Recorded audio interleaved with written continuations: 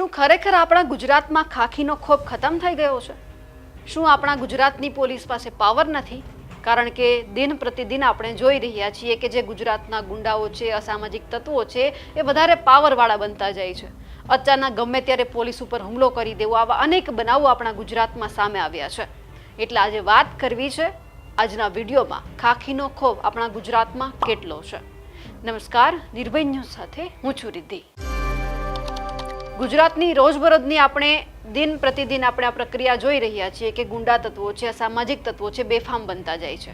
ખાખીનો ખોફ જાણે ગુજરાતની પોલીસ જે અત્યારે કામગીરી કરી રહી છે કે આવારા તત્વોમાં રહ્યો જ નથી તેવું પણ સામે આવ્યું છે.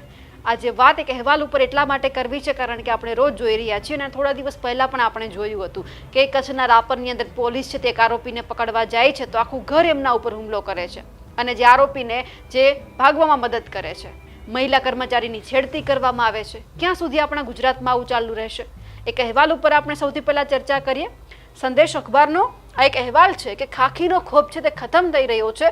3 વર્ષમાં બુટલેગરોના પોલીસ ઉપર જીવલેણ હુમલાના 28 બનાવ સામે આવ્યા છે. પોલીસ પોતાની પરના હુમલાના આરોપીને પકડી નથી શકી. 29 તો અત્યારે વોન્ટેડ છે. આંકડો સામે આવ્યો છે. શાંત અને સલામત ગુજરાતના ગાણા વચ્ચે ગુજરાતમાં ઠેર ઠેર ગુંડાઓ, લુખા તત્વોના આતંકના બનાવો વારંવાર સામે આવે છે. જાણે કે ખાખીનો કોઈ ડર જ નથી, ખાખીનો ડર છે તે ખતમ થઈ ગયો હોય તેવી આપણી સ્થિતિ અત્યારે ગુજરાતમાં છે. ખુદ પોલીસ સલામત નથી રહી. રાજ્યના ગૃહ વિભાગમાંથી લેટેસ્ટ માહિતી જે રીતે સામે આવી છે કે એવું બહાર આવ્યું છે કે ગુજરાતમાં અન્ય રાજ્યોમાંથી વિદેશી દારૂ લઈને આવતા ઈસમો કે બુટલેગરો દ્વારા પોલીસ પર હુમલાના 3 વર્ષમાં 28 બનાવો બન્યા છે, જેમાં 21 પોલીસ જવાનોને ઈજા પહોંચી, કેટલાક લોહી લુહાણ પણ થયા. ગુજરાતમાં અન્ય રાજ્યમાંથી બેફામ વિદેશી દારૂ છે તે ઠાલવવામાં આવે છે. આ ખાલી જે આંકડો છે 30 સપ્ટેમ્બર 2023 સુધીનો છે. આ સ્થિતિએ ગુજરાતમાં છેલ્લા 3 વર્ષમાં બુટલેગરો દ્વારા પોલીસ પર હુમલાના 28 બનાવો જે બન્યા છે એમાં અન્ય રાજ્યોમાંથી વિદેશી દારૂ લઈ આવતા ઈસમો દ્વારા પોલીસ પર આ હુમલા થયા છે. સદનસીબે લોહી લુહાણ થયેલા એક પણ પોલીસ જવાનું મોત નથી થયું. પોલીસ પર બુટલેગરો દ્વારા હુમલા થયા તેમાં કુલ 91 આરોપીઓને પકડવામાં આવ્યા હતા. અત્યારે જોવા જઈએ તો 7 કિસ્સામાં 29 આરોપીઓ એવા છે કે જેમને પોલીસ હજુ સુધી પકડી નથી શકી. હજુ પણ જ્યાં બુટલેગરો છે, ફરાર છે, એમની સાથે આકાશ પાતાળમાંથી ગમે એટલા તમે કોશિશ જે પોલીસ કરી રહી છે એમાં આરોપીઓ ચમરબંધીને પકડી લાવવાના દાવા કરાય છે પણ ખુદ પોલીસ પરના હુમલામાં જ આરોપીઓ છે એમને પોલીસ નથી પકડી શકી. અન્ય કિસ્સા પણ એવા છે કે જ્યાં પોલીસ પર હુમલાના બનાવો સમયાંતરે સામે આવે છે. એકંદરે ગુજરાતમાં દારૂબંધી નામ માત્રની છે કારણ કે જ્યારે નામ માત્રની દારૂબંધી છે ત્યારે સવાલ એ થાય છે કે ખુદ પોલીસ ઉપર જીવલેણ હુમલા થયા છે, 28 બનાવ સામે આવ્યા છે. આ ખાલી બુટલેગરોની માહિતી છે. આવા તો અનેક આવારા તત્વો છે, અનેક ગુંડાઓ છે કે જે અવારનવાર પોલીસ ઉપર હુમલા કરે છે. આપણને અમદાવાદની પણ એવી ઘણી બધી ઘટનાઓ યાદ છે કે જ્યાં આવા આવારા તત્વો છે એ પોલીસની સામે તલવારો લઈને જાય છે, પછી પોલીસ કર્મચારીઓને સસ્પેન્ડ કરી દેવામાં આવે છે.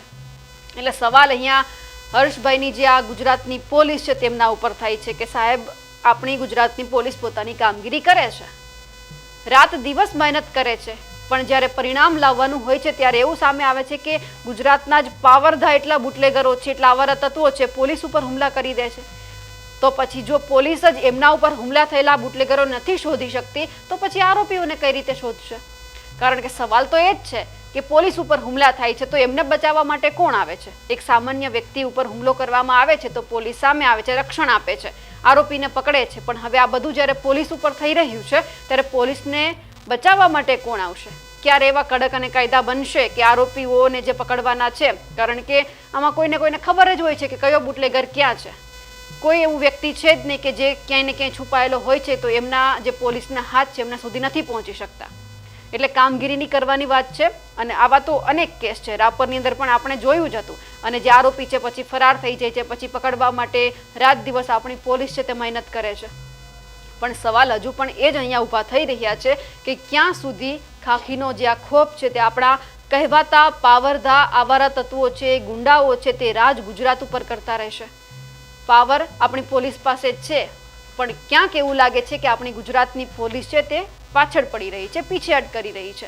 કેમ? કારણ કે ક્યાંય જે બુટલેગરોના ધંધા ચાલતા હોય છે એમાં ક્યાંક ને ક્યાંક લેતી દેતીના વ્યવહાર ચાલુ હોય છે. ભાજપના નેતાઓના હાથ આમાં આવે છે, કોઈ પણ પક્ષના નેતા હોય, કોંગ્રેસ હોય, આમ આદમી પાર્ટી હોય, કારણ કે જ્યારે સવાલ થઈ રહ્યા છે જે સત્તા ઉપર બેઠેલા વ્યક્તિ છે એમની સામે, તો પછી ગુજરાતની અંદર ઘણી બધી બીજી પાર્ટીઓ પણ છે.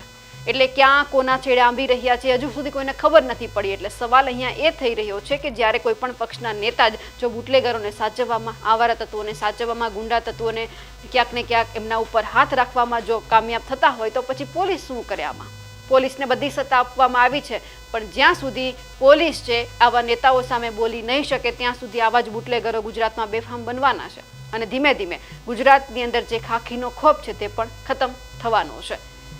આશા રાખીએ કે આવું ન થાય, કારણ કે ગુજરાતની સુરક્ષાનો સવાલ છે. જો પછી આવું થશે તો ગુજરાતની સુરક્ષા કોણ કરશે? અને જેવા બુટલેગરો છે બેફામ બનતા રહેશે, પછી 100 કલાકના વાયદા આપવામાં આવશે પણ પૂરા થઈ જશે, તેમ છતાં આવા આવારા તત્વો છે, ગુંડાઓ છે બેફામ થઈને ફરશે જાણે કે એમને કંઈ જ પડી નથી કે ગુજરાતમાં કોણ એમના ઉપર કાર્યવાહી કરશે. બધાને એવું જ લાગે છે કે ગુજરાતમાં તો આપણે મુક્તપણે જે કરવું એ કરી શકીએ છીએ. કાર્યવાહી કરવાની આવશે ત્યારે આપણે ક્યાંક ફરાર થઈ જઈશું અને પછી હાથમાં નહીં આવીએ, અને આવીશું તો પણ મોડું થઈ ગયું હશે, પછી આપણા સામે કોઈ કાર્યવાહી નહીં થાય અને પછી ભલે ને જે ગુજરાતના ડીજીપી હોય કે 100 કલાક આપી દે, પણ 100 કલાકમાં પણ કંઈ જ કાર્યવાહી થવાની નથી. જાતે મકાન પાડી લઈશું એટલે આપણે બચી જઈશું, એવું પણ ક્યાંક લાગે છે. અમારા અહેવાલને લઈને આપનું શું કહેવું છે કમેન્ટ કરીને ચોક્કસથી જણાવજો. સાથે જ અમારી નિર્ભય ન્યૂઝ ચેનલને લાઇક, શેર અને સબસ્ક્રાઇબ કરવાનું ભૂલશો નહીં. નમસ્કાર.